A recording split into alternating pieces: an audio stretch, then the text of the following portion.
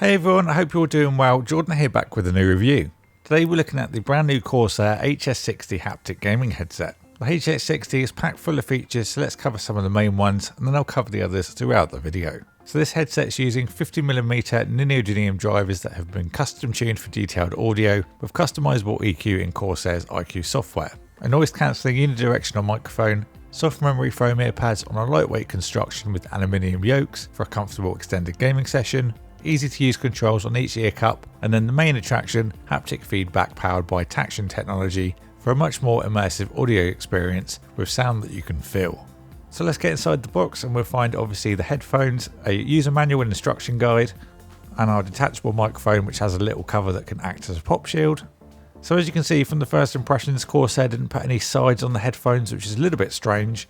Now all joking aside, they have gone for a nice camo design on the sides, which is something we don't generally see. We usually see a solid colour or a silver or a black or a red, so it's nice to see something a little bit different. We do have a nice simple gloss Corsair logo in the centre of each ear cup, and I like the texture on the sides, it makes it look like an open back headphone.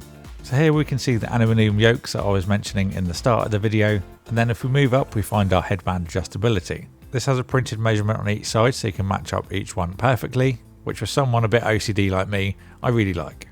You do have a little bit of rotational swivel on each ear cup as well, so you can get a real good seal around your ear. And it does adjust pretty wide as well, so if you do have a fat head like myself, you're going to have no problem wearing this headset. Now as I mentioned in the start of the video, these do have memory foam ear pads, so you can wear them for long sessions without any discomfort. Now this mileage may vary depending on if you wear glasses like myself. If you don't, you can wear this for a little bit longer than if you do wear glasses. So something to just bear in mind, but there's not an excessive clamping force, so that does help as well. Now the headband's nicely padded as well, be it not quite as padded as the ear cups. And just like the ear cups, it also has some lovely stitching detail. The top of that headband is completely plain, which is nice, minus a small Corsair logo on the left hand side, and it's nice to see a plain headband rather than one that's plastered with the massive brand logo. So moving down onto the ear controls, we have a volume control which does have a little click as you rotate it, then a tactile button for the microphone mute. Down from those controls we have our cable, which is a wired cable but it is braided, which is nice to see. Then on the opposite side of that we've got our cover which we're going to take off for where our microphone goes. And it's not secured, so when you take it off, do keep it safe because you could lose it quite easily. Then we're going to plug our microphone in, which has a really great range of adjustability. Wherever you move it to, it stays put without any movement whatsoever as well. Roger that, 10-4 coming in hot. And for those of you that want to hear how that microphone sounds, here you go. Okay, so you're now listening to the microphone on the HS60.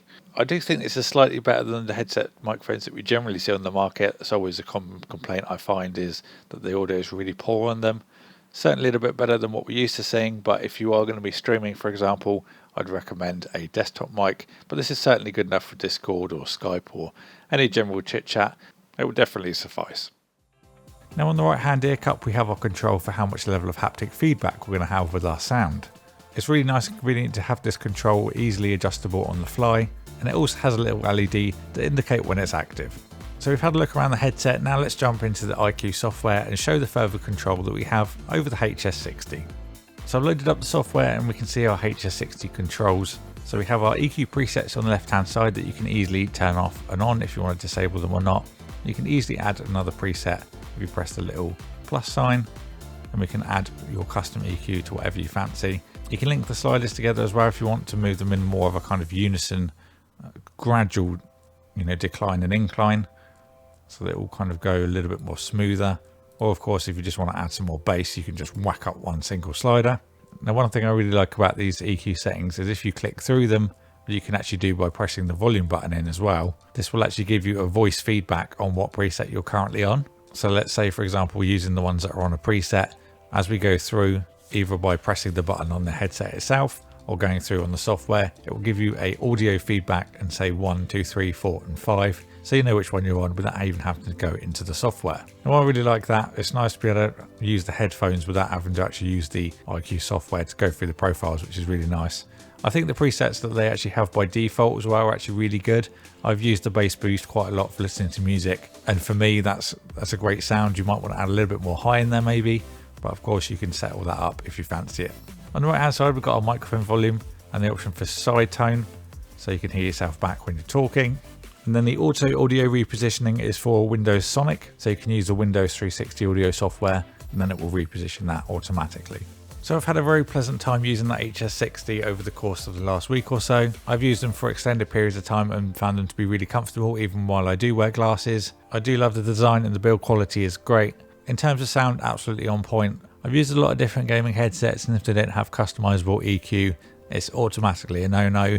You need to have some adjustability and flexibility in your sound, and to have the software and such a wide range of EQ band as well is a really nice touch.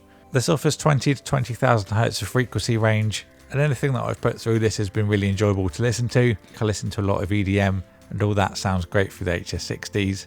I did find there are a few songs that were a little bit sharp, but thankfully I could just bring the EQ down. So obviously you're going to want to know about the haptic feedback, right? Now this is the first time I've used a headset with haptic, and it's really quite strange to begin with. Having the headset kind of vibrating on your head is a very odd feeling. It does take some getting used to, but after a little while it definitely does increase the immersion to whatever you're doing. Now I play a lot of How Let Loose, and using this headset in conjunction with that was just absolutely fantastic. Grenades and mortars are just on another level with having the vibration in your head as well. It's quite difficult to explain, but it's a totally different level to going from, say for example, the surround sound headphones. It just increases the level of immersion just even more drastically. I went a bit experimental and actually used the haptic feedback with music as well. So for example, Above and Beyond, when they do their live sets, really gives you the kind of presence of being there because you do have that vibration of bass that you would feel from the massive subs that they use in their live tours. So that's another use case scenario, and also watching 1917 as well. There's a certain running scene that a lot of you people will know about by me saying that just is absolutely fantastic to experience while wearing these headphones. I can sum it up by saying anything you do while using the haptic is a really awesome experience.